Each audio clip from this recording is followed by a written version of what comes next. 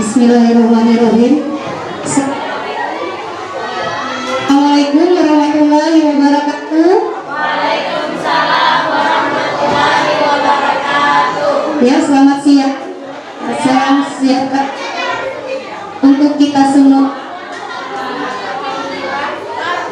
Alhamdulillah, puji syukur kita panjatkan kehadirat Allah Subhanahu wa Ta'ala, karena pada hari ini kami diberikan kesempatan dan Bapak Ibu sekalian juga diberikan kesempatan oleh Allah Subhanahu wa Ta'ala berkumpul di ruangan ini dalam rangka sosialisasi tentang budaya positif sebagai tugas saya dan juga Ibu Yeni Ruliawati dalam rangka pemenuhan tugas calon guru penggerak angkatan 5. Tak lupa juga salawat dan salam kita haturkan kepada junjungan kita Nabi Muhammad SAW. Semoga kita mendapat syafaat hingga akhir hayat kita nanti di akhirat. Amin ya Allah ya Rabbal Alamin. Terima kasih kami ucapkan kepada Bapak Ibu sekalian telah bisa hadir di kegiatan kali ini. Langsung saja saya akan menyampaikan tujuan dari pelaksanaan kegiatan ini. Sebelumnya ya Bapak Ibu, kalau saya sudah kenal semua ya Bapak Ibu. Saya Lisa Yulita SPD, rekan Bapak Ibu di sini, dan rekan saya Ibu Yeni Ruliawati yang insya Allah juga nanti akan menyampaikan sesi selanjutnya tentang budaya positif. Nah, terus dalam kegiatan ini fasilitator kami namanya Bapak Yogi Ariana dan pengajar praktik kami Bapak Denny Eka Wahyudi.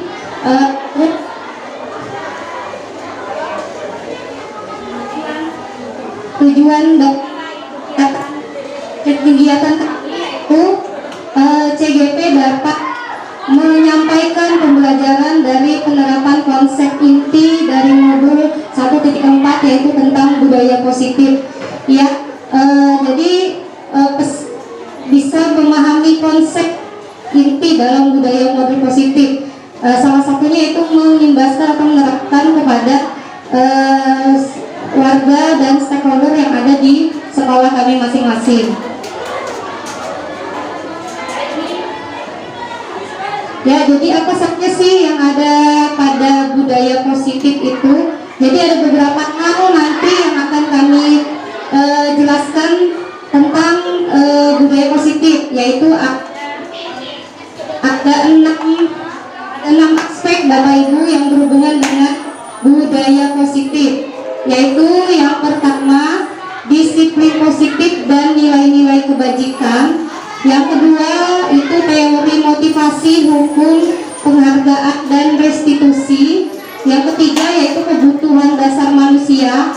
Yang keempat yaitu restitusi, 5 posisi kontrol kita sebagai guru. Terus keyakinan kelas, dan selanjutnya restitusi atau segitiga restitusi. Apa saja sih itu? Mungkin dari sebagian kata-kata atau kalimat di atas Bapak Ibu sudah bisa sudah pernah mendengar ya, sudah memahami. Mungkin ada istilah-istilah baru yang baru Bapak Ibu dengar atau Bapak Ibu lihat di depan ya Bapak Ibu. Jadi saya langsung saja menjelaskan mungkin disiplin positif. Mengapa disiplin positif? Karena untuk menciptakan budaya positif, terutama disiplin positif dulu yang harus diterapkan dalam lingkungan sekolah kita, baik itu kepada siswa maupun kepada seluruh warga yang ada di sekolah kita. Nah, disiplin positif itu apa sih? Menurut pakar psikiater dan pendidikan Bapak William Glasser, beliau menjelaskan tentang kontrol teori atau teori kontrol. Ya, di situ beliau menjelaskan tentang beberapa ilusi atau pendapat yang sebenarnya itu salah gitu ya dari kita sebagian pendidik. Apa saja itu miskonsepsi yang terjadi tentang makna kontrol diri, yaitu yang pertama ilusi bahwa guru itu bisa mengontrol murid. Selama ini kita beranggapan kita bisa mengontrol murid kita ya Bapak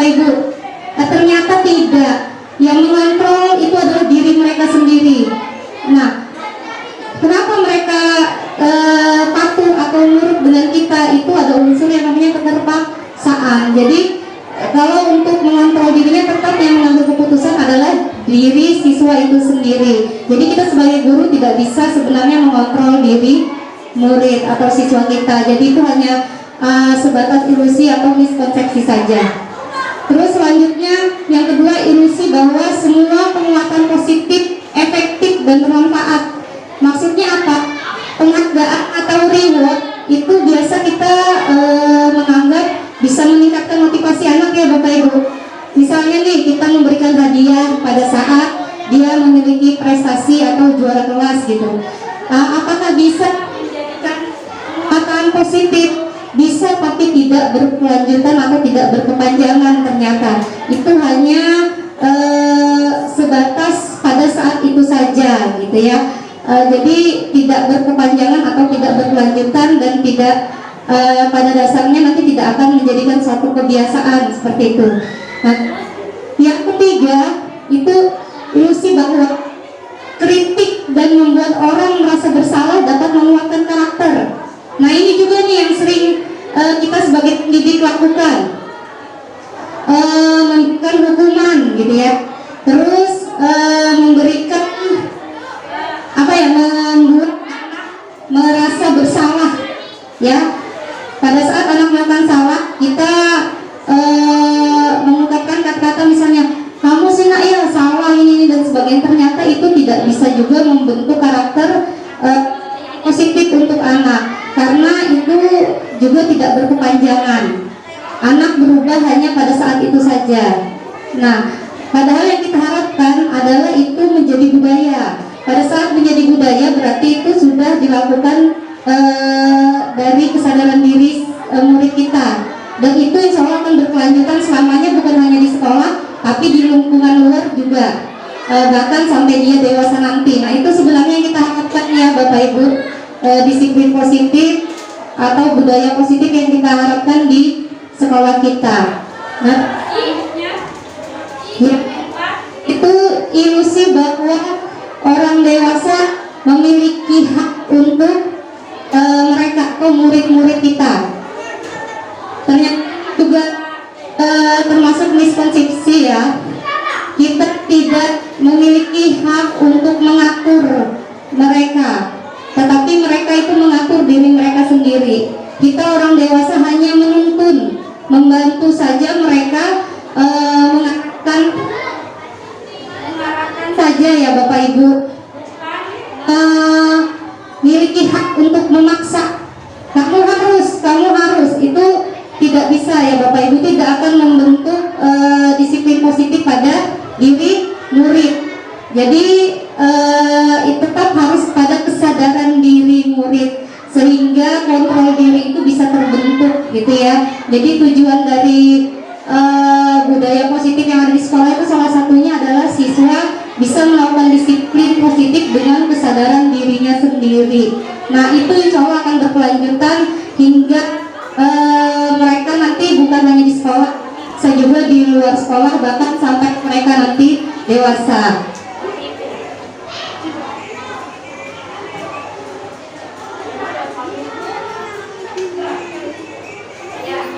Sebenarnya untuk menjelaskan disiplin Ya, sebenarnya untuk menjelaskan positif, Bapak Ibu harus paham itu kata disiplin sebenarnya. Kira-kira Bapak Ibu, disiplin itu apa sih Bapak Ibu? Bisa angkat tangan yang mau menjawab. Disiplin itu apa? Iya, silakan Ibu Min. disiplin adalah orang yang patuh pada aturan Yang ada. ya. Terima Kasih Bu kasih Bapak. Orang yang disiplin adalah orang yang taat aturan. Itulah pengertian kita selama ini. Kalau siswa kita sudah taat aturan, tata tertib, berarti dia sudah disiplin. Ternyata disiplin itu adalah pengertiannya bukan taat kepada aturan ya Bapak Ibu, tetapi disiplin itu adalah belajar dari kesalahan yang pernah dilakukan sehingga tidak melakukan kesalahan itu lagi. Itu disiplin Bapak Ibu. Jadi murid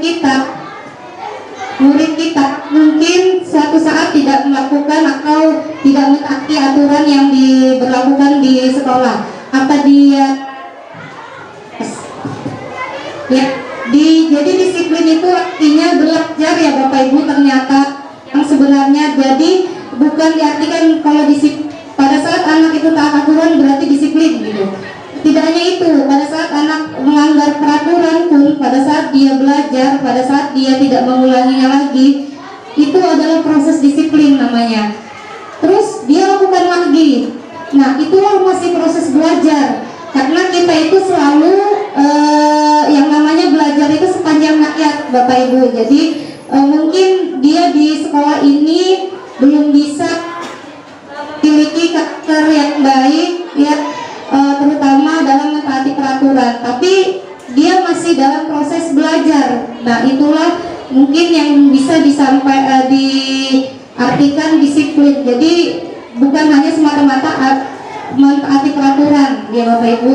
Jadi pada saat siswa kita itu melakukan kesalahan dan dia belajar terhadap kesalahannya dan tidak melakukannya lagi, itulah arti kata disiplin yang sebenarnya ya Bapak Ibu. Lebihnya seperti itu.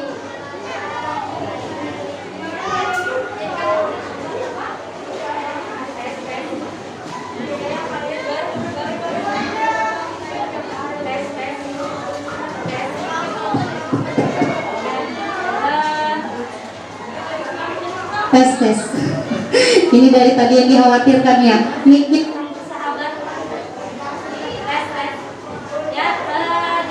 seseorang yang memiliki disiplin diri berarti bisa bertanggung jawab terhadap apa yang dilakukannya karena mereka mendasarkan tindakan mereka pada nilai-nilai Kebajikan universal. Nah, ini tadi yang juga disampaikan nilai kebajikan universal.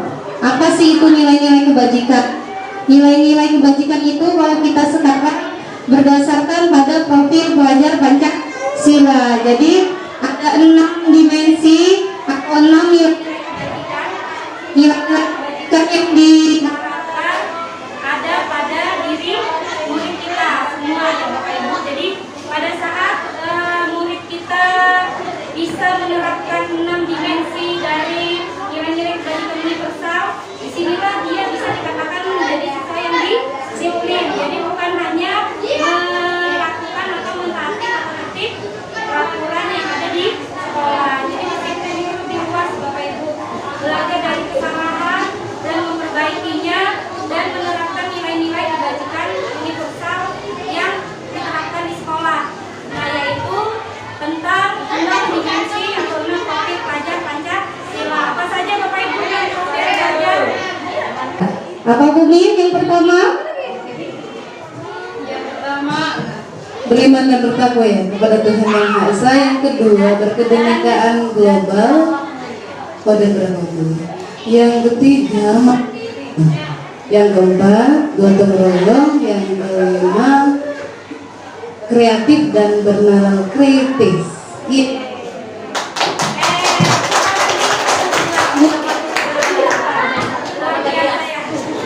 Alhamdulillah guru SMP 3 sudah paham 6 dimensi yang insya Allah kita ingin tanamkan pada siswa kita semua ya Bapak Ibu. Nah, inilah nilai-nilai kebajikan yang kita harapkan ada pada diri siswa kita. Kalau mereka sudah menjalankan ini dengan kesadaran dirinya masing-masing, itulah yang dikatakan disiplin. Nanti saya kasih contoh. Ini tes. Nah, ada salah satu ilustrasi tentang disiplin. Ya Bapak Ibu. Tes. Menguji kesabaran. Tes iya. Ada Ilustrasi dilihat ya Bapak Ibu. dibaca di depan.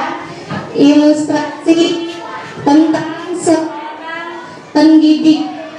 Misal nih, saat Anda hadir di suatu pelatihan, motivasi apa yang mendasari tindakan Anda? Yang pertama,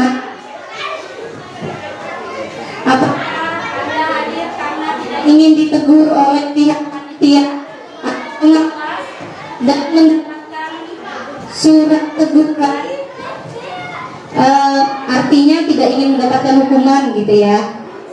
Ini motivasi yang pertama. Terus motivasi yang kedua, Anda ingin dilihat dan dipuji oleh lingkungan Anda untuk mendapat penghargaan sebagai kepala sekolah berprestasi. Ini kalau kepala sekolah berarti ya, bahasanya kalau Bapak Ibu berarti guru berprestasi gitu ya. Dalam arti ingin mendapatkan penghargaan. Kalau yang pertama tadi kan takut mendapatkan hukuman. Yang kedua ingin mendapatkan penghargaan.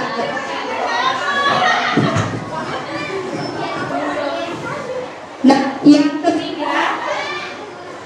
ketiga, Anda ingin menjadi pembelajar sepanjang hayat, menjadi orang yang berusaha dan bertanggung jawab, menghargai diri Anda sendiri sebagai teladan bagi murid-murid Anda, guru-guru, serta karena saya sebagai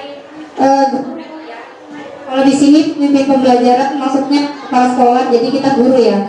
Sebagai guru akan jadi panutan oleh lingkungan di sekitar kita, khususnya di sekolah.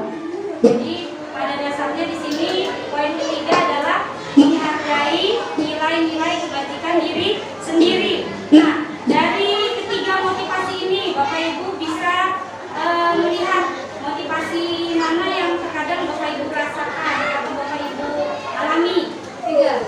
Yang ketiga, alhamdulillah, berarti motivasinya Bapak Ibu di sini sudah termasuk orang yang disiplin kok, positif ya, bahasanya itu Bapak Ibu melakukan sesuatu dengan kesadaran diri ya. Begitu juga murid kita Bapak Ibu. Jadi murid kita juga seperti ini gitu ya. Dia belajar di kelas. Motivasinya apa? Apa? Karena takut dihukum? Apakah karena ingin mendapatkan penghargaan? Ataukah karena memang dia Ingin belajar sepanjang hayat? Ya, dengan menghargai nilai-nilai kebajikan yang ada di sekolah kita. Seperti 6 dimensi tadi ya Bapak Ibu. Nah, yang siswa kita itu hadapi pada saat dia masih melakukan motivasi nomor 1 dan 2, berarti disiplin positif dalam dirinya belum ada. Tapi pada saat yang ketiga berarti disiplin positif dalam dirinya sudah terbentuk atau sudah ada. Dan ini insya Allah dia akan terapkan sampai dia dewasa. Ya, nah inilah yang ingin kita ubah. Jangan sampai kita siswa kita hadir ke kelas kita hanya karena takut dengan kita. Jangan juga hanya karena nilai, hanya ingin dapat nilai yang baik.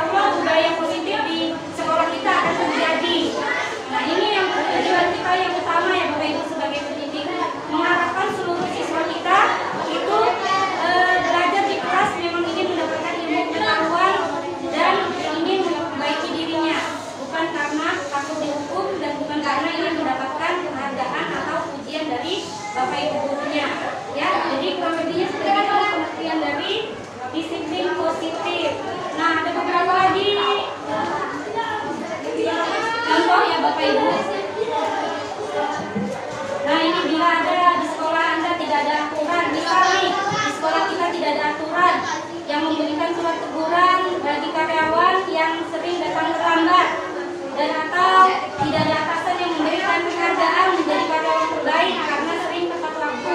Apakah kira-kira Anda akan tetap datang tepat waktu dan mengajar murid Anda?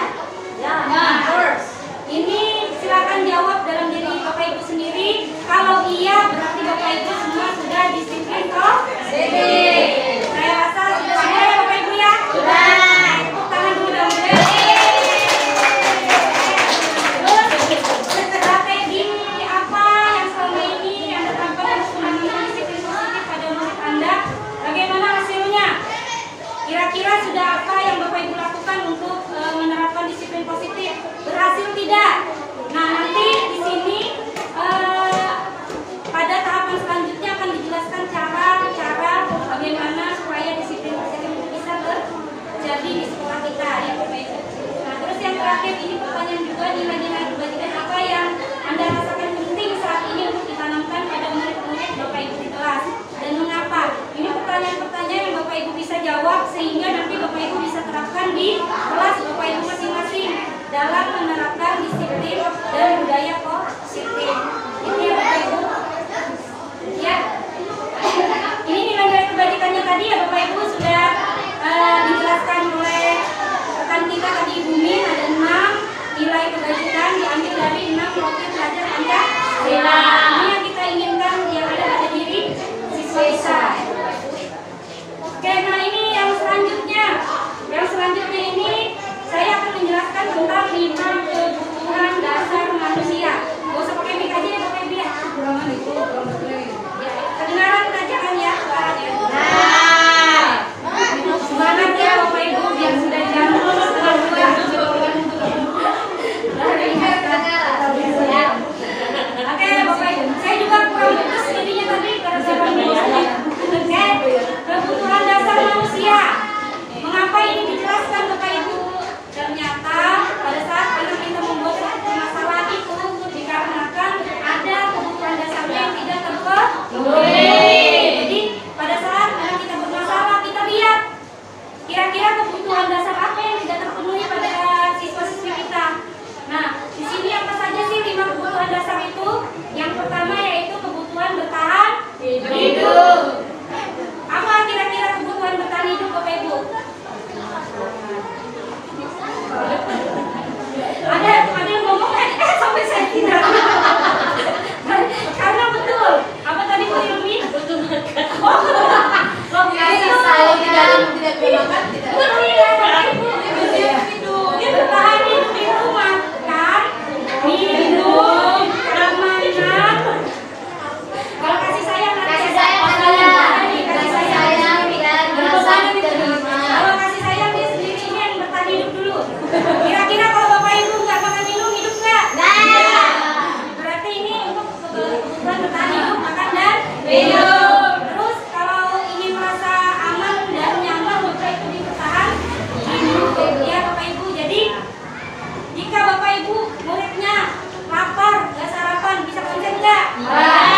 Berarti itu salah satu penyebab juga siswa kita tidak bisa konsentrasi. Jadi kebutuhan dasarnya harus dipenuhi ya. Terus yang kedua, seperti yang disampaikan Ibu Nina, kita sebagai manusia butuh kasih sayang, kasih sayang dan rasa diterima. Bapak Ibu sudah disayangi? Alhamdulillah. Sudah. Kira-kira Bapak Ibu pada saat kita memenuhi apa ini, memenuhi kasih sayang dan rasa diterima, senang nggak? Senang banget. Nah, begitu juga murid kita ya, mereka juga perlu kasih sayang dan rasa diterima. Pada saat kita di dalam kelas, kita usahakan mereka itu merasa diterima oleh kita.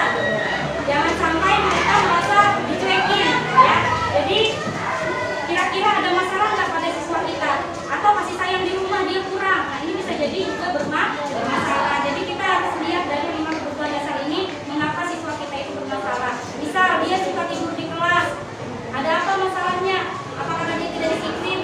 Nah, kenapa dia tidak disiplinnya? Ya, mungkin karena 5 kebutuhan dasarnya tidak terpenuhi. Jadi pasti ada alasannya. Jadi itulah yang kita cari Bapak Ibu untuk menyelesaikan permasalahan yang ada pada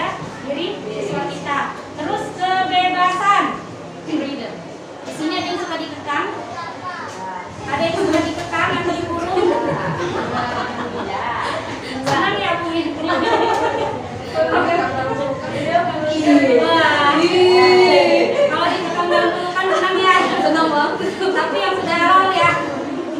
Ya, jadi pada dasarnya semua manusia itu butuh yang namanya kebebasan. Termasuk juga siswa kita. Mereka tidak suka ditekan, mereka tidak suka dipaksa, mereka tidak suka dikekang lah bahasanya pada saat mereka belajar itu senangnya ya sesuai dengan mereka. Makanya kalau sampai ada anak yang sukanya sana sini, apa dibiarin? Tidak. Tidak juga ya dibiarin Bapak Ibu, cuman kita memahami kalau dia tipe kinestetik berarti memang dia sukanya jalan sana jalan sini, nggak bisa diam ya. Jadi itulah kita harus betul-betul memahami karakteristik siswa kita agar kita bisa memberikan yang terbaik untuk mereka ya Bapak Ibu. Terus yang selanjutnya itu adalah yang keempat, Kesenangan. ya kesenangan, ya fun. Jadi semua manusia butuh yang namanya hiburan, kesenangan. Ya mungkin semuanya kurang hiburannya Bapak ya. Jadi stres ya. Nah begitu juga sih. Oh ya sudah Bu Yuli aja, udah enggak ya. Begitu juga siswa kita Bapak Ibu. Terkadang mereka juga mungkin kurang nih hiburannya di rumah sehingga mereka stres dan terlampiaskan di sekolah. Kita pahami, jadi tidak bisa kita langsung menjudge anak itu anak yang kurang baik gitu ya. Kita lihat dulu apakah ada permasalahan atau kebutuhan dasarnya yang tidak terpenuhi. Terus selanjutnya yang terakhir, penguasaan. Ternyata kita sebagai manusia ini ada yang namanya kebutuhan untuk berkuasa. Bukan berarti berkuasanya mau jadi kepala sekolah gitu ya, enggak ya. Berkuasa di sini penguasaan maksudnya bisa contoh. Bisa contoh Bapak Ibu di dalam kelas pasti ingin kita dihargai oleh siswa ya. Ya karena kita memang ada merasa aktif. Kita menjadi orang yang lebih berpengaruh di antara murid kita. Nah murid juga punya kebutuhan ini Bapak Ibu. Dia juga punya kebutuhan ini. Nah kalau tidak terpenuhi, itulah akhirnya dia bisa menjadi anak yang di sekolah ini anak yang mungkin merasa paling hebat atau yang suka jadi jagoan dan sebagainya. Ya iya karena dia punya kebutuhan dasarnya ini menjadi penguasa di sekolah. Jadi lima kebutuhan dasar ini yang jadi penyebab anak melakukan suatu permasalahan sehingga disiplin positif itu tidak bisa terjadi. Nah ini yang harus kita tuntaskan dulu sehingga bisa nanti terjadi yang namanya disiplin positif. Itu ya Bapak Ibu. Ya sampai di sini ada yang mau ditanyakan dulu tidak? Mengerti? Sudah paham semuanya Bapak Ibu? Paham. Ya cepat pulang. Paham ya? Oke, Bapak Ibu ini yang selanjutnya. Nah yang ini Bapak Ibu bisa silakan lihat Bapak Ibu ada pada posisi yang mana selama ini menjadi guru. 5 posisi kontrol kita sebagai guru. Yang pertama yaitu sebagai penghukum. Yang kedua sebagai pembuat merasa bersalah. Yang ketiga itu kita sebagai teman. Yang keempat kita sebagai pemantau. Yang kelima kita sebagai manajer. Nah, jika disiplin positif ingin terlaksana di sekolah atau budaya positif akan terlaksana di sekolah, guru semua harus memiliki posisi manajer. Jadi manajer bukan hanya kepala sekolah ya Bapak Ibu, kita juga harus jadi manajer. Ya, apa saja sih ini? Nanti akan saya tampilkan video langsung contoh dari bahasa yang harus kita lakukan ya Bapak Ibu. Nah kalau penghukum ini biasanya kita sebagai guru suka memberi hukuman. Makanya kalau siswa kita salah, berdiri kamu di depan. Atau memberikan sanksi apapun gitu ya sesuai dengan kesalahannya. Maaf, kalau penghukum ini tidak sesuai dengan kesalahannya, tidak relevan ya. Misalnya dia terlambat tapi disuruh lari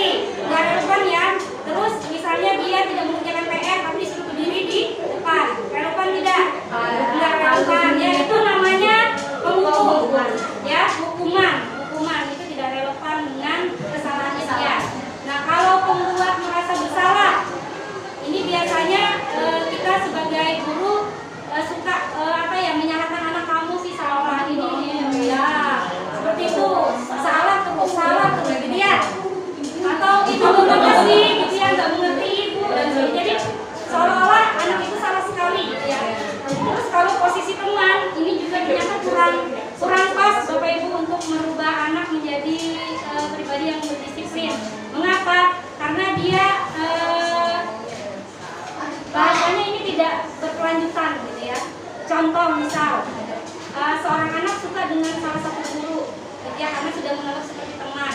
Nanti di kelas selanjutnya nggak ada lagi guru yang seperti itu, dia tidak akan melakukan hal yang disiplin atau yang baik gitu. Hanya karena ada guru itu saja gitu ya, karena dia anggap sudah seperti teman dan dia mau nurut tapi hanya pada guru tersebut gitu ya. Nah ini tidak berkelanjutan ini Bapak Ibu. Sama seperti pemantau. Pemantau ini bukan hanya melihatin saja Bapak Ibu ya. Pemantau ini misal bahasanya gini, kamu tahu nggak sih peraturan di sini? Nah itu pemantau. Coba kamu perhatikan lagi tata tertib kita. Nah itu kita hanya sebagai pemantau. Tapi tidak, ini juga tidak berkelanjutan Bapak Ibu disiplinnya. Nah yang terakhir inilah yang kita insya Allah akan terjadi disiplin positif asal satu rumusnya, sabar. Karena kalau tidak sabar tidak akan terlaksana dan harus kerjasama seluruh warga sekolah ya Bapak Ibu. Tapi setidaknya dimulai dari diri kita dulu. Apa sih itu? Saya putarkan video ya Bapak Ibu.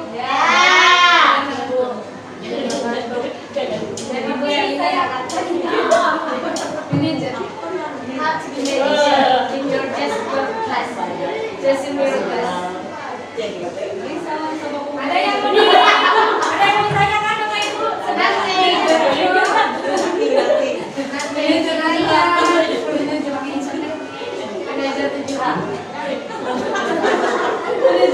Beda dong gajinya. Iya harus naik manajer dalam ngatur suka ngatur ya. Bisa ya? Ya. Kalau manajer kan harus naik gajinya ya. Iya. Betul lagi. Nanti tunjangan sebentar lagi keluar ya. Tunjangan TPP.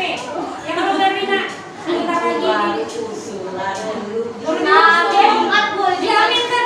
Amin. Hari Jumat kalau boleh baik.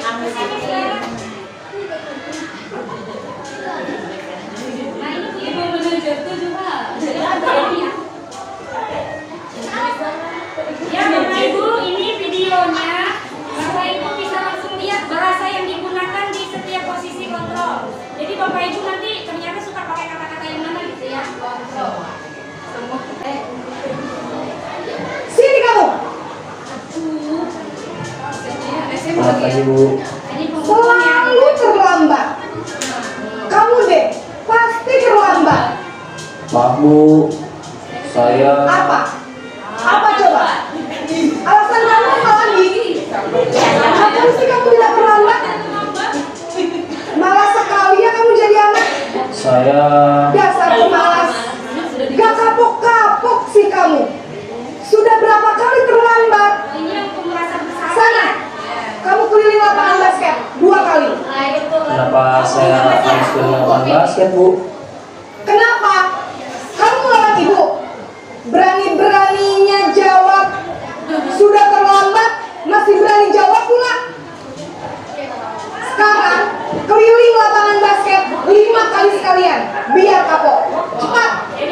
Pergi sana ke lapangan basket. Hubungannya nggak relevan. Posisi penghukum biasanya berbicara dengan nada tinggi, menghardik, menunjuk-nunjuk, menyakiti, dan menyindir. Hukuman bisa berupa fisik maupun psikis. Ibu dan bapak guru hebat. Dampak yang terjadi pada murid ketika guru berada pada posisi penghukum adalah murid cenderung akan memberontak, bahkan menyimpan dendam.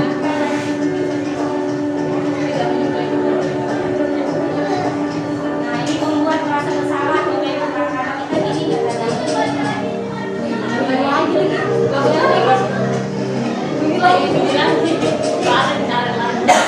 Gurunya sama siswanya sama. Naren,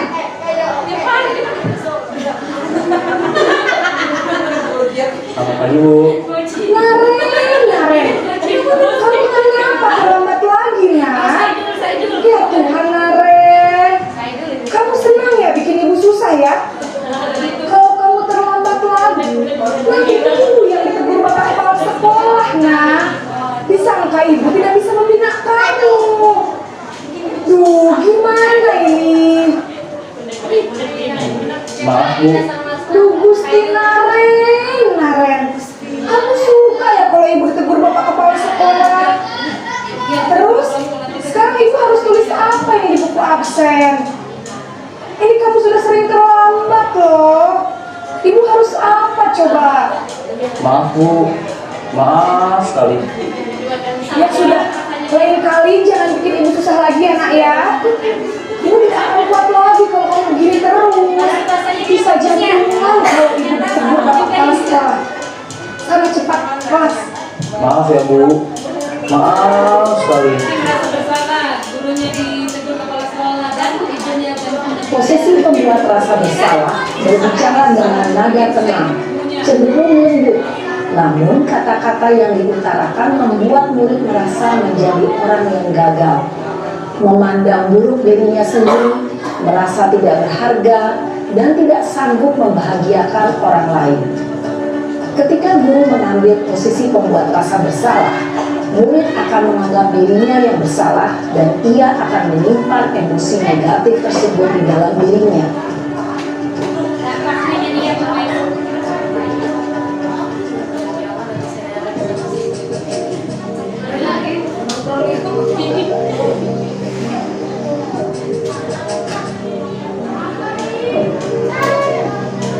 Naren, Selamat Bu. wah sudah jam berapa ini nak? Terlambat lagi ya sayang. Oh iya Bu, habis ibu saya lupa bangunkan saya Bu. Kamu malah menyalahkan ibu kamu. Kamu bukannya anak yang larinya paling kencang. Kok terlambat sih? Iya Bu, saya memang terlambat bangun tadi. Jadi biarpun saya lari kencang, tetap gak kejar Bu. Ya sudah sana. Nanti lain kali larinya lebih kencang lagi ya. Biar gak terlambat lagi. Bikin senang ibu. Demi ibu. Bisa kan? Bisa lah Bu. Ya sudah sana sekolah. Tinggalin urusan absen kamu. Kamu ini ada-ada saja. Demi ibu ya gitu. Dalam posisi teman, guru berbicara dengan nada suara ramah, akrab, cenderung bersenda gurau untuk menjaga suasana tetap santai. Murid akan merasa senang, aman, dan akrab dengan guru. Identitas yang tercipta adalah identitas sukses atau berhasil. Namun, perlu diingat, karena ini masih dorongan eksternal, maka ada faktor ketergantungan dari murid kepada orang tertentu. Di sini, guru absennya, sehingga di lain waktu, murid bisa berperilaku baik, namun hanya kepada orang-orang tertentu saja.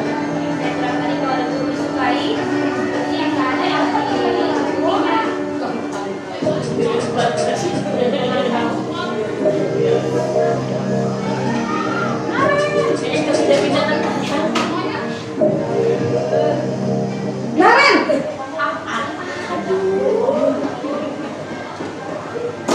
Selamat pagi Bu. Naren, apa peraturan sekolah kita tentang jam berapa kita harus masuk sekolah, nak? Kita harus di sekolah jam 7 Bu. Iya betul, sekarang sudah jam 7.20. Naren sudah tahu konsekuensinya jika terlambat hadir. Paham Bu. Saya harus tinggal kelas pas jam istirahat selama 20 menit. Iya benar, konsekuensinya demikian. Jadi nanti jam 9.30 pas istirahat, kamu harus tinggal di kelas, kerjakan tugas tambahan untuk ketertinggalan kamu, ya? Baik Bu. Ya, konsekuensi relevan dengan kesalahan. Posisi pemantau mengandalkan penghitungan atau data untuk mengontrol murid. Guru mengarahkan murid berdasarkan peraturan dan konsekuensi.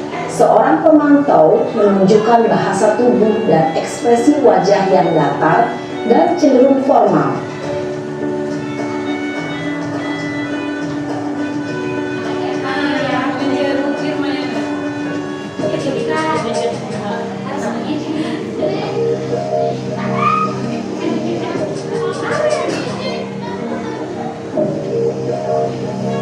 Naren!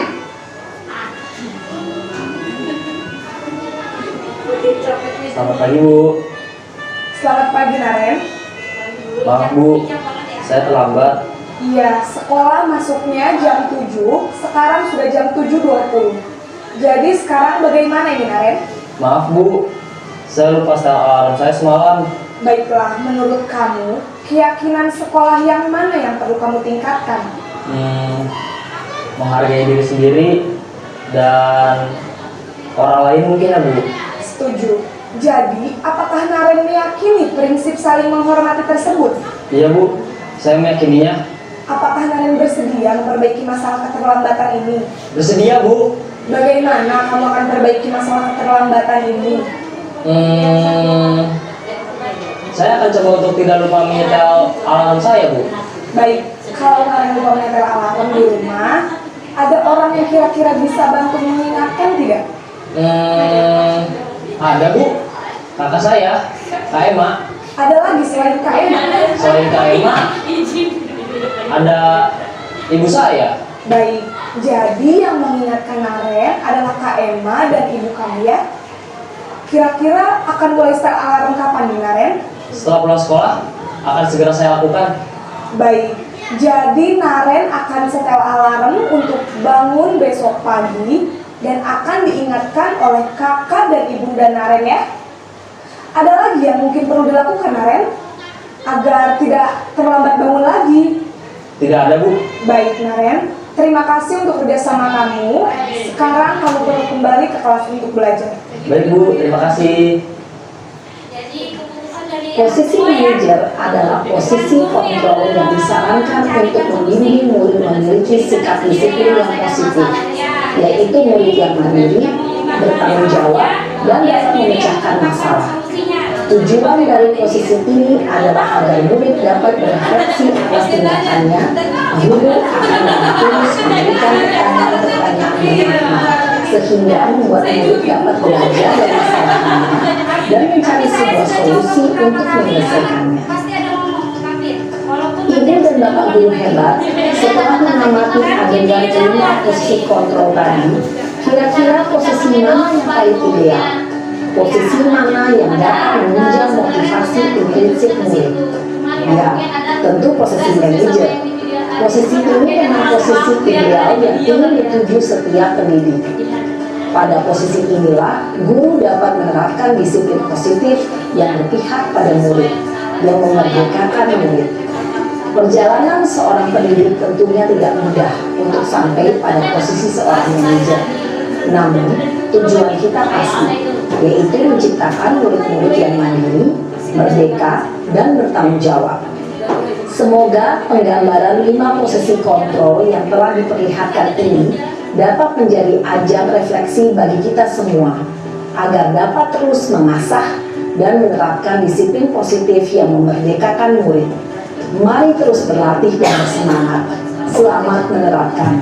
Salam dan bahagia Ibu dan Bapak guru hebat. salam dan bahagia. Salam dari Bapak Ibu bahagia. Salam dan bahagia. Salam dan bahagia. Jadi itu ya Bapak Ibu, apa yang saya sampaikan ada 3 penjelasan. Nanti selanjutnya akan dijelaskan oleh Bu Yeni. Apa sih langkah-langkah yang harus dilakukan pada saat kita melakukan posisi manajer tadi? Gitu. Apa aja sih yang harus langkah-langkah dari awal sampai akhir itu yang kita lakukan? Nanti akan dijelaskan oleh Bu Yeni.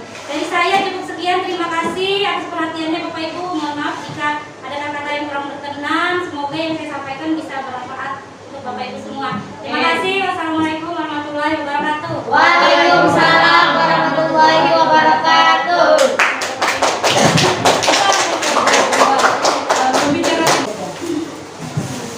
Assalamualaikum warahmatullahi wabarakatuh. Waalaikumsalam warahmatullahi wabarakatuh. Terima kasih Bapak Ibu. Saya akan melanjutkan penyampaian dari Bu Lisa Yulita tentang budaya positif. Nah, untuk kesempatan ini saya akan menyampaikan tentang restitusi dan keyakinan kelas.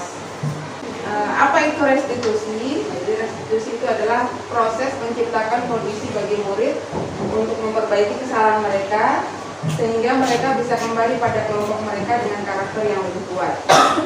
Kemudian restitusi juga merupakan proses kolaborasi yang mengajarkan murid untuk mencari solusi untuk masalah mereka dan membantu murid berpikir tentang orang seperti apa yang mereka inginkan dan bagaimana mereka harus memperlakukan orang lain.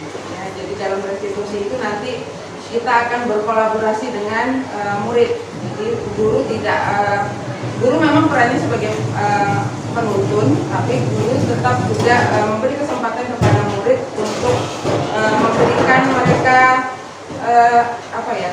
kesempatan untuk berpikir, menentukan solusi terhadap masalah yang mereka hadapi atau kesalahan yang telah mereka perbuat. Ada 9 ciri-ciri restitusi. Yang pertama, bukan untuk menebus kesalahan, namun untuk belajar dari kesalahannya. Selama ini mungkin saya sendiri ya terutama pernah melakukan menginginkan murid itu menebus kesalahannya kalau dia melakukan kesalahannya. Berupa apa caranya menebus kesalahan? Itu biasanya kita pernah memberikan hukuman, kemudian juga pernah memberikan mereka konsekuensi. Nah, pada restitusi kita mengarahkan mereka untuk mencari apa jalan keluar atau solusi yang harus mereka lakukan jika mereka melakukan kesalahan. Yang kedua,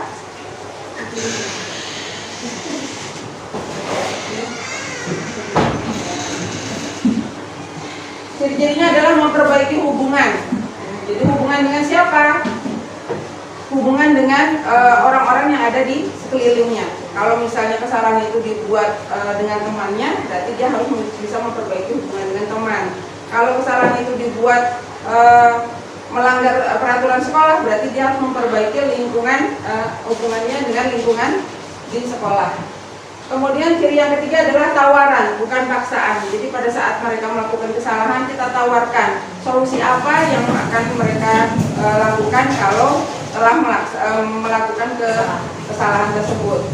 Kemudian yang keempat, restitusi menuntun untuk melihat ke dalam diri. Jadi menggali apa yang ada dalam dirinya, nilai-nilai kebaikan apa yang ada pada dirinya. Kemudian yang kelima, restitusi mencari kebutuhan dasar yang mendasari tindakan. Jadi tindakan yang dilakukan nantinya itu berdasarkan dengan keyakinan atau nilai-nilai yang ada pada dirinya. Yang keenam, restitusi diri adalah cara yang paling baik.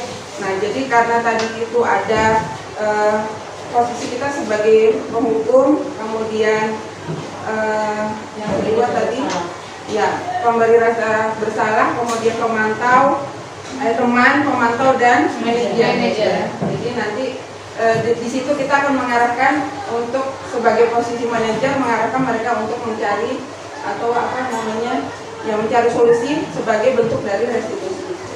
Kemudian restitusi fokus pada karakter, bukan tindakan. Ya, jadi karakter apa yang kita inginkan dari murid kita, misalnya karakter bertanggung jawab. Jadi apabila mereka melakukan kesalahan, kita arahkan mereka untuk mempertanggungjawabkan kesalahannya tersebut. Kemudian yang kedelapan, restitusi fokus pada solusi. Ya, jadi solusi yang diminta itu solusi dari murid kita sendiri, bukan dari kita. Yang terakhir, restitusi mengembalikan murid yang berbuat salah pada kelompoknya. Nah, ini kadang-kadang anak-anak itu memberi stempel kasarnya gitu ya. Ini sukanya ribut, ini sukanya tidak mengerjakan tugas, nyebelin dan lain sebagainya. Nah, itu yang kita perlu hilangkan dari anak-anak kita. Jadi supaya mereka tetap diterima walaupun mungkin sering melakukan kesalahan.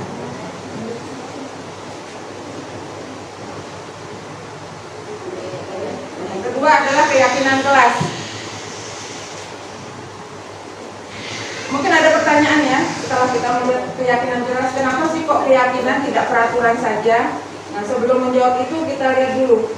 Kalau misalnya kita memiliki peraturan di jalan raya itu harus menggunakan helm.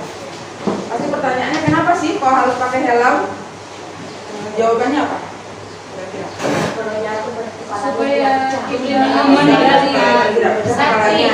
safety, melindungi diri ya. Jadi itu nilai-nilainya kenapa harus menggunakan helm adalah untuk menjaga diri kita supaya pada saat kita mengalami kecelakaan kita masih aman.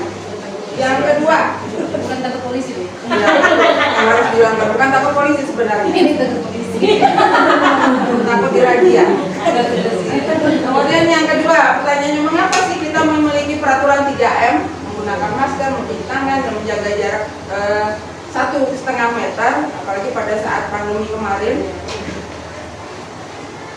Kalau pertanyaan seperti itu, jawabannya apa? Saling menjaga. Saling menjaga. Jadi menjaga protokol kesehatan supaya kita tidak terjangkit penyakit dan tidak terkontaminasi oleh virus gitu ya. Nah jadi sama dengan keyakinan kelas. Jadi nilai-nilai yang ada pada anak-anak kita yang mau kita keluarkan, mau kita kembangkan. Jadi untuk menggerakkan seseorang dibandingkan dia dengan diberi peraturan, karena kalau peraturan itu biasanya cenderung untuk melanggar.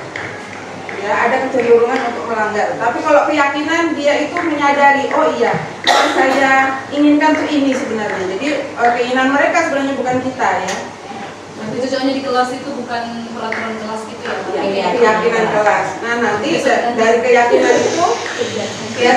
itu kalau kita buatkan diagram akan mengarah ke kesepakatan kelas. Jadi kesepakatan kelas yang dibuat oleh murid-murid dan gurunya. Jadi bukan kita nanti harus begini ya nak, misalnya kamu tidak boleh buang sampah, kalau buang sampah sembarangan denda 5.000 misalnya. Nah itu aturan yang kita buat, bukan keyakinan yang mereka yang mereka yakini.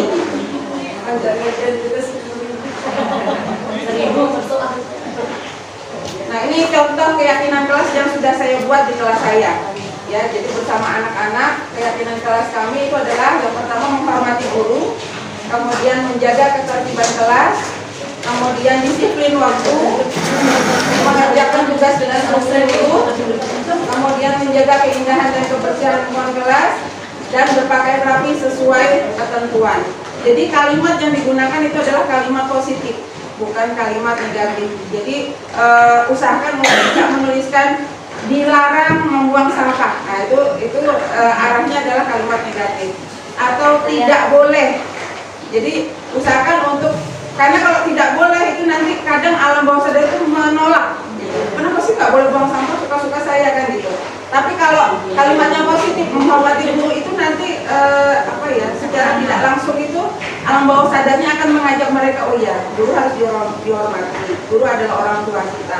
Jadi tanpa disuruh itu nanti keluar sendiri. Kemudian menjaga ketertiban kelas. Jadi itu nanti kalau kita meneruskannya menjadi kesepakatan, jadi murid kita atau anak-anak itu nanti menyadari bahwa kami ini sebagai murid harus bisa menjaga ketertiban kelas kita sendiri. Kemudian disiplin waktu. Nah, di situ saya menuliskan kami dan guru dan murid. Jadi kita sama-sama. Jadi bukan hanya murid saja yang dituntut disiplin, tapi gurunya juga. Contohnya di mana? Pada saat bel, usahakan kita tidak mengulur-ulur waktu, sebisa mungkin masuk tepat waktu. Sama dengan siswa gitu. Kalau terlambat kan kita tanya, kenapa terlambat? Anak-anak tuh biasanya tanya. Contoh saya itu ya, kalau lambat masuk kan anak-anak tanya, Bu kenapa kok lambat datangnya? Bu, ibu tadi kemana kok dicari tidak ada? Gitu. Nah, jadi supaya itu tidak timbul, kita membiasakan diri juga untuk disiplin waktu. Kemudian mengerjakan tugas dengan sungguh-sungguh. Jadi kita mengharapkan murid kita mengerjakan tugas-tugas yang kita berikan. Jadi di situ di kesepakatan kelasnya nanti kami. Jadi kami itu berarti mereka sudah punya keyakinan bahwa itu tugas yang harus dikerjakan. Kemudian menjaga keindahan dan kebersihan kelas. Di situ juga saya menuliskannya kami. Jadi guru dan murid. Jadi sama-sama menjaga, bukan hanya muridnya saja, tapi kita sama-sama. Jadi saya kadang mencontohkan anak-anak, misalnya ada sampah, saya nggak nyuruh, nah itu tolong diambil. Jadi saya yang ngambil, tapi saya sambil mengucapkan, nah ini sampah, nanti biasakan kalau ada sampah di sini diambil. Jadi saya ambil, buang ke tempatnya. Jadi nanti pada saat di lain hari anak sudah tahu, oh kalau di situ nggak boleh ada sampah. Jadi dibersihkan tanpa harus disuruh. Kemudian berpakaian rapi sesuai ketentuan. Saya juga menuliskannya kami, jadi guru dan murid. Jadi bukan hanya murid saja yang kita tuntut rapi, kita juga. Karena kita ini ibaratnya artis di depan kelas itu.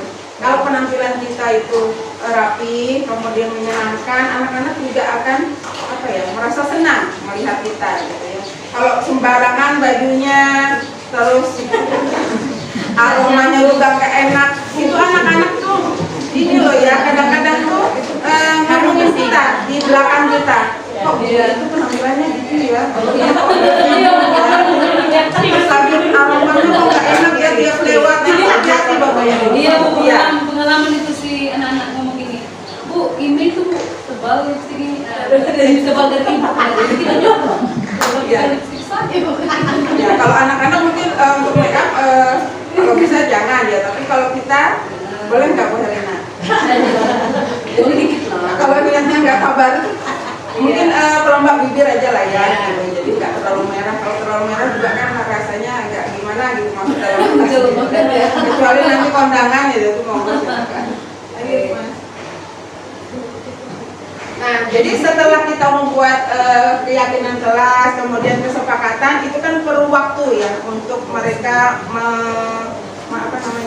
menyesuaikan. Nah, itu kita dianjurkan untuk membuat tabel Y dan tabel T. Jadi itu ditempel di kelas, di karton saja. Nanti kita beri mereka kertas kecil untuk ditempelkan. Apakah keyakinan-keyakinan kelas yang sudah dibuat itu sudah mulai dilakukan? Contohnya di sini hormat. Di sini kami meyakini bahwa sangat penting untuk menghormati semua orang dan barang milik orang lain. Jadi contohnya di situ ada terdengar. Sudahkah itu dilakukan? Misalnya gini, bolehkah saya pinjam pensilmu? Nah itu kan berarti menghargai dan bentuk hormat, menggunakan barang orang lain setelah diberi izin, bukan asal ngambil. Kalau itu sudah pernah terdengar, anak-anak kita suruh menempelkan. Sudah pernah terdengar, kalimatnya apa? Tadi contohnya, bolehkah saya pinjam pensilmu? Nah itu termasuk terdengar. Kemudian terlihat, berarti sudah dilakukan, tapi mungkin belum konsisten, ya, belum konsisten, tapi sudah dilakukan. Jadi dituliskan juga, misalnya sudah membuang sampah pada tempatnya. Ada yang sudah melihat siapa yang melakukan, misalnya si ini, ditulis di situ. Kemudian berperilaku berarti sudah tidak pernah lagi membuang sampah sembarangan. Nah ini kapan diberlakukan? Mungkin di 1 bulan pertama kita membuat keyakinan kelas. Jadi sambil mengingatkan itu sebenarnya bukan dengan kata-kata tapi dengan kesadaran mereka. Jadi mereka tidak memantau diri sendiri, juga memantau lingkungannya. Sama dengan tabel T juga gitu ya. Jadi tampak seperti atau tidak tampak seperti. Jadi hampir sama dengan yang tabel Y. Jadi sudah dikerjakan tapi belum menjurus ke sana atau memang sudah dilakukan. Jadi itu untuk membiasakan. Nanti kalau sudah terbiasa, sudah jalan keyakinan dan kesepakatan kelasnya, itu sudah tidak perlu lagi kita tempel di kelas.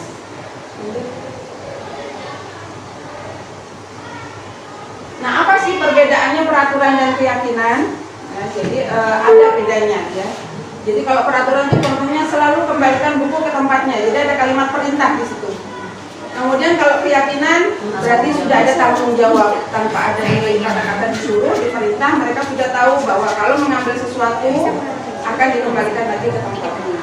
Kemudian dilarang mengganggu orang lain, itu peraturan. Nah ini yang sering kita buat di kelas ya Bapak Ibu. Jadi peraturan kelas, dilarang mengganggu orang lain, tidak boleh ini gitu ya. Padahal di situ keyakinan yang mau kita tuntut apa? Menghormati orang lain. Jadi kita tulis saja maunya kita dan anak-anak itu, kita itu harus menghormati orang lain. Kemudian contoh lagi adalah hadir di sekolah 15 menit sebelum pembelajaran dimulai. Berarti di situ keyakinan kelas yang kita inginkan adalah menghormati orang lain dan berkomitmen. Kemudian ada lagi kadang peraturan yang ditambahi denda. Nah itu sebaiknya jangan. Nanti akan ada penolakan gitu, penolakan dari mereka kalau melihat membaca. Kemudian dilarang melakukan kekerasan. Berarti di situ yang kita inginkan keyakinannya adalah menjaga keselamatan dan menghormati orang lain. Selain itu ada dilarang menggunakan narkoba. Nah ini berarti keyakinan kelasnya adalah menjaga kesehatan. Bergantian atau menunggu giliran. Berarti keyakinannya menghormati orang lain dan berlatih untuk sabar. Selanjutnya menggunakan masker. Nah, keyakinan kelasnya adalah kesehatan dan keselamatan. Jadi kalau kita menggunakan masker berarti menghindari kita terkontaminasi virus. Kemudian yang terakhir, jangan berlari di kelas atau koridor. Jadi keyakinannya adalah menjaga keamanan. Ini hanya contoh, nanti apa-apa saja keyakinan kelasnya tergantung dari guru dan muridnya itu yang mau menyepakati apa yang memang mau dimunculkan di kelasnya. Lanjut.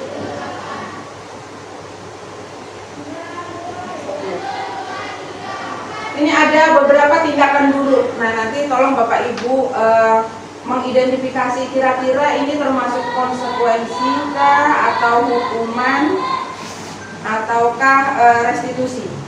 Contohnya di sini mencatat 100 kali di dalam buku dengan kalimat saya tidak akan terlambat lagi karena terlambat ke sekolah.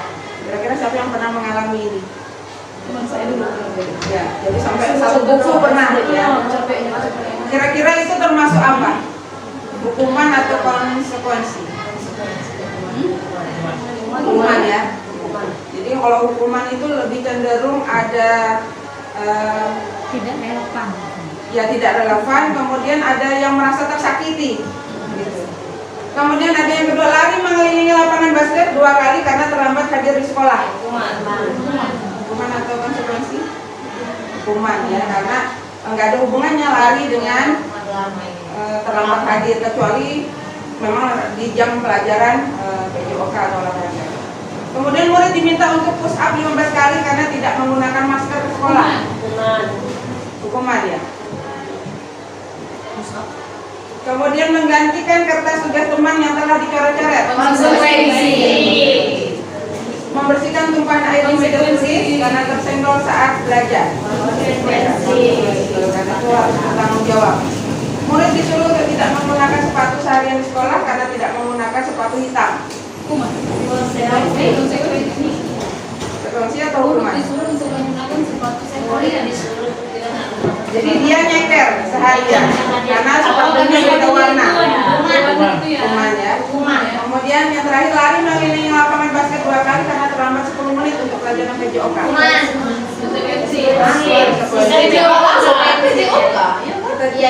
jawabannya? Pelajaran bahasa Inggris itu Jadi yang pertama, yang termasuk konsekuensi adalah yang keempat, dan yang terakhir. Kalau waktu saya kemarin elaborasi itu, saya jawabnya ini hukuman. Ya, kenapa? Karena saya pikir kok disuruh lari. Ternyata setelah dijelaskan, oh itu kan materinya pelajaran PJOK. Pada saat itu mungkin sudah ada pemanasan, tapi karena dia terlambat, jadi dia tidak ikut pemanasan. Kalau bahasa Inggris itu tidak nyambung. Ya, kalau dalam pelajaran bahasa Inggris suruh lari, nah itu baru hukuman.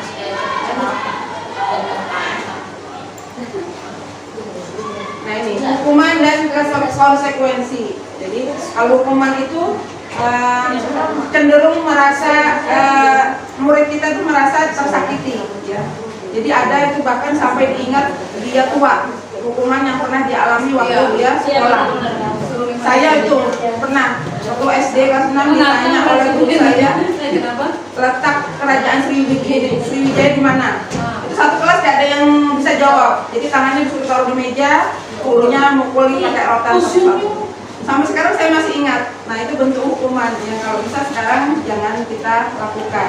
Kalau bisa kenangannya yang baik-baik saja. Kemudian membuat anak sakit fisik maupun hati untuk jangka waktu lama. Itu contohnya tadi saya yang mengalami dipukul tangannya dengan rotan. Ya, jadi kalau konsekuensi itu membuat anak tidak nyaman, tapi dalam waktu sementara waktu, ya tidak berlangsung panjang. Kemudian cenderung untuk hukuman itu anak membenci kedisiplinan, malah ada kecenderungan untuk melanggar terus, ya tidak mematuhi bahkan. Tapi kalau konsekuensi anak ada penghargaan terhadap disiplin. Selanjutnya mendorong anak menyakiti dirinya sendiri. Jadi kadang bahkan mereka rela dihukum karena mungkin sudah keseringan dihukum, ya udah Pak dihukum aja. Mereka minta gitu. Kalau yang konsekuensi anak akan mudah menyesuaikan diri. Jadi dia itu mudah menyesuaikan diri. Kemudian untuk hukuman itu konsep diri yang buruk. Sebaliknya kalau konsekuensi itu konsep diri yang baik. Selanjutnya anak belajar untuk menyembunyikan Jadi mereka berbohong, ya. Walaupun kita sudah tahu, mereka berusaha untuk menyembunyikan kesalahan itu. Tapi kalau konsekuensi, mereka akan belajar mematuhi. Yang terakhir untuk hukuman, anak cenderung merasa marah, rasa bersalah, dipermalukan, dan merasa tidak dihargai. Apalagi kalau hukuman itu membuat mereka tidak nyaman gitu ya. Misalnya dijemur di lapangan dari pagi sampai siang. Nah itu kan tiap temannya lewat mungkin dilihat sama temannya, mereka akan merasa malu. Tapi kalau konsekuensi mungkin ada rasa kehilangan hak, dibuat tidak nyaman, diasingkan, tapi hanya untuk sementara. Setelah itu dilewati, dia akan bisa kembali lagi seperti awal. Lanjut. Nah ini kalau kita membandingkan hukuman, konsekuensi, dan restitusi, nanti Bapak Ibu bisa memilih kira-kira mana yang jadi pilihan. Ya.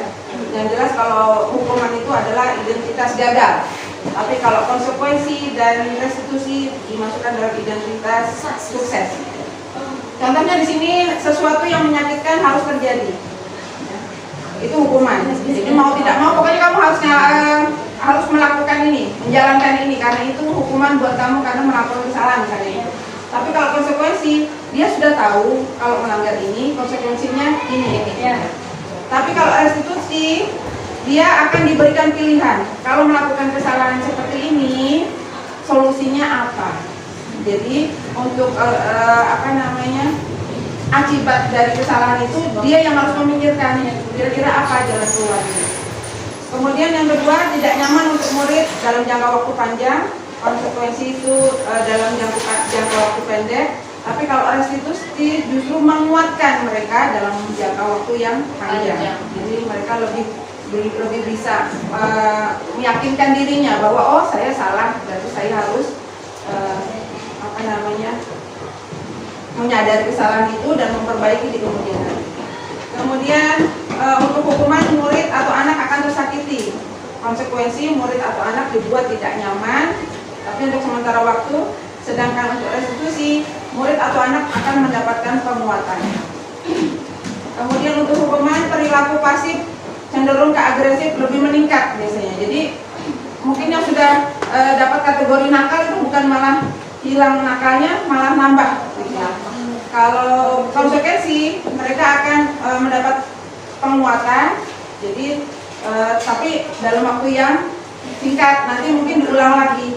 Tapi kalau restitusi, masalahnya terpecahkan.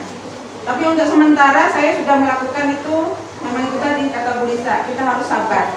Jadi tidak dalam waktu cepat kita bisa merubah anak, mengajak anak untuk bisa meyakinkan dirinya bahwa kalian itu punya nilai-nilai positif, tapi memang butuh kesabaran. Jadi perlu waktu. Kemudian sistem tidak akan berjalan bila murid tidak takut. Ya, jadi tapi cenderung anak-anak malah justru tidak takut. Sudah tahu itu nggak boleh, kadang-kadang malah dilakukan. Kemudian untuk konsekuensi itu memerlukan monitoring, jadi harus disupervisi terus, didampingi terus, jadi dipantau terus. Sedangkan kalau restitusi, jadi murid akan belajar bertanggung jawab untuk perilakunya. Jadi bukan takut karena nanti dapat hukuman, tapi dia akan menyadari kalau saya salah, berarti saya harus memperbaikinya. Kemudian berlaku hanya pada sebuah institusi, tidak berlanjut pada kehidupan nyata, itu hukuman. Jadi kalau di sekolah saja, di luar sekolah dia udah lupa dengan tata tertib itu. Kalau konsekuensi itu membantu penerapannya dan dilakukan di masyarakat. Kalau restitusi itu akan berjalan terus, ya, akan berjalan terus dimanapun dia berada. Selanjutnya peraturannya adalah kamu harus, kamu wajib, kamu tidak boleh. Nah itu biasanya kalau untuk hukuman. Tapi kalau konsekuensi, apa peraturannya? Kemudian mampukah kamu melakukannya? Kita tanyakan. Kemudian kalau restitusi, kita kembalikan kepada keyakinan kelas yang sudah dibuat. Apa yang kamu yakini, kemudian apa yang bisa kamu lakukan untuk memperbaiki masalahnya. Itu setiap dia melakukan kesalahan. Jadi kita yang menanyakan kepada mereka. Kemudian yang terakhir, murid atau anak membenci peraturan. Jadinya dia tidak suka. Jadi contoh ada anak yang pernah bertanya kepada saya, kenapa sih Bu kita harus potongnya pendek? Apa sih hubungannya belajar dengan rambut pendek? Nah itu pernah ditanyakan kepada saya. Apa jawabannya Bapak Ibu? kalau kita ditanya begitu. Karena mereka meyakini nggak ada hubungannya rambut pendek dengan belajar. Jadi jawaban saya waktu itu ini untuk melatih kamu supaya disiplin, supaya melatih mentaati peraturan. Itu jawaban saya waktu itu. Jadi tapi nanti diimbangi juga dengan guyonan supaya hemat sampo, supaya tidak ada kutu, supaya ganteng gitu. Jadi untuk meyakinkan dirinya bahwa itu bukan sesuatu yang jelek kok gitu. Jadi mereka bisa menerima itu. Kemudian kalau konsekuensi, jadi anak menghormati peraturan, sedangkan restitusi anak akan menghormati dirinya dan orang lain. Jadi dia akan mengutamakan dirinya juga mengutamakan orang lain. Jadi bukan memikirkan itu ada hanya karena ada aturannya. Nah ini segitiga restitusi. Jadi penerapannya restitusi tadi dikenal dengan segitiga restitusi. Ada tahapan dalam segitiga restitusi. Yang pertama, tahapan pertama itu adalah menstabilkan identitas.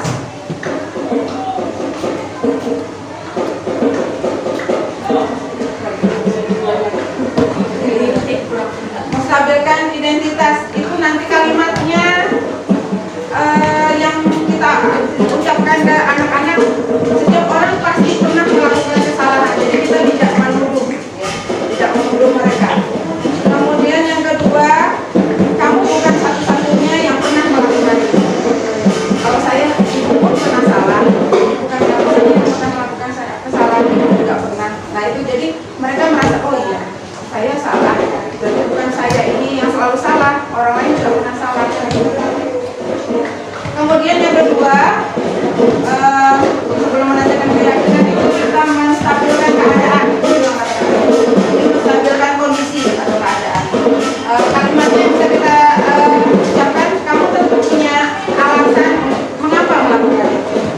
Jadi kita tanyakan kenapa dia melakukan itu, alasannya apa. Mereka nanti akan mengucapkan, mengatakan apa. Kemudian kalimat yang lain bisa diucapkan, adakah cara yang lebih efektif untuk mendapatkan apa yang kamu butuhkan? Ya. Yang terakhir adalah menanyakan keyakinan. Jadi ini restitusi di tahapan terakhir. Kalimat yang bisa kita ucapkan adalah nilai-nilai apa yang telah kita sepakati. Kita kembalikan lagi ke keyakinan atau kesepakatan kelas yang sudah dibuat bersama-sama. Kemudian bisa juga dengan menanyakan kamu ingin menjadi orang yang seperti apa. Anak tidak akan mengatakan dirinya menjadi orang yang tidak berguna, pasti dia ingin orang yang sesuai dengan cita-cita. Saya punya contoh untuk segitiga restitusi yang pernah saya lakukan, ya.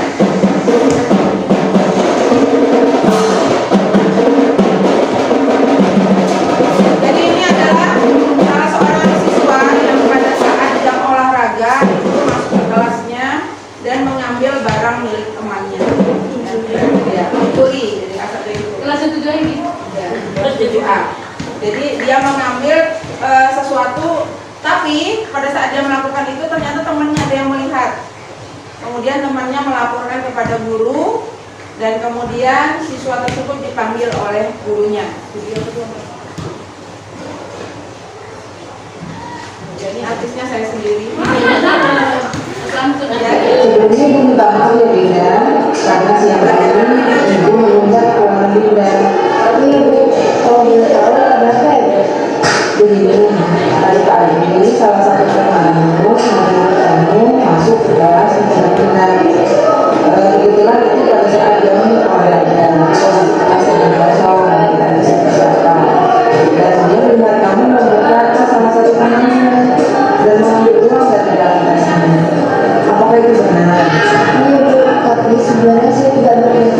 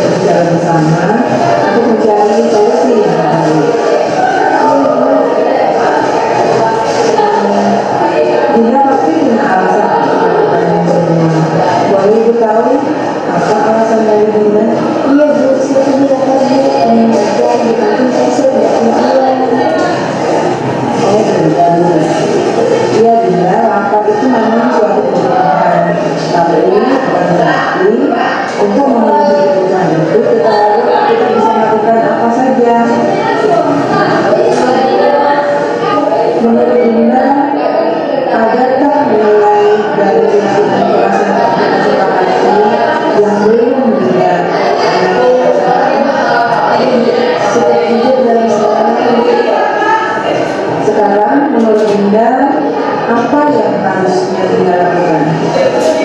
Saya akan menanyakan kecil dan meminta maaf kepada Aceh.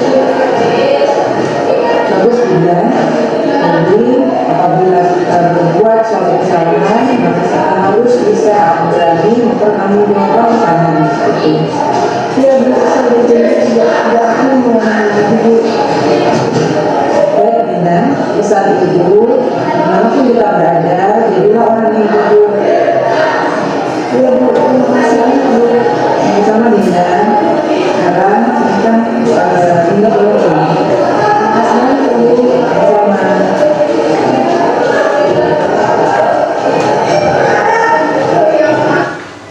Nah itu tadi contoh dari segi tiga diskusi yang pernah saya lakukan, walaupun itu sebenarnya tugas. Jadi dadakan membuatnya, jadi nggak ngefas skenario sebenarnya, jadi dibuat, makanya editingnya kasar ya tadi, karena banyak yang harus diedit.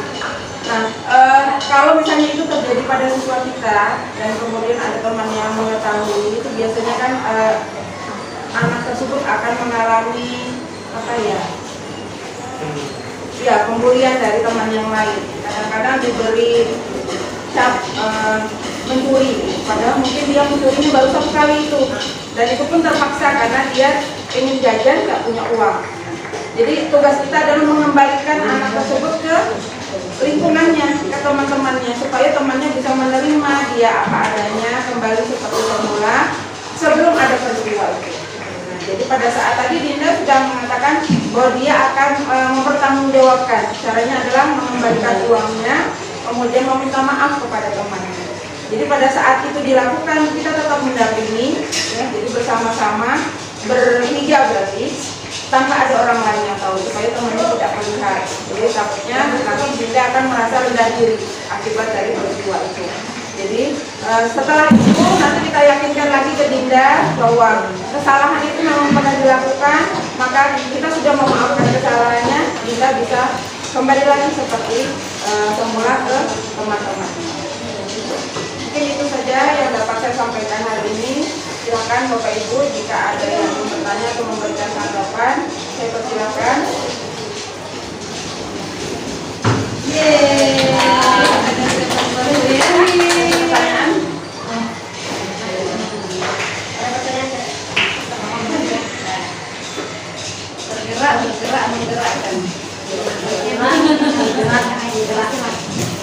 Pertanyaan? Menggerakkan. Dari saya mungkin itu dulu. Maaf jika dalam penyampaian ada kekurangan. Saya ucapkan terima kasih. Bila kita tiba-tiba Assalamualaikum warahmatullahi wabarakatuh.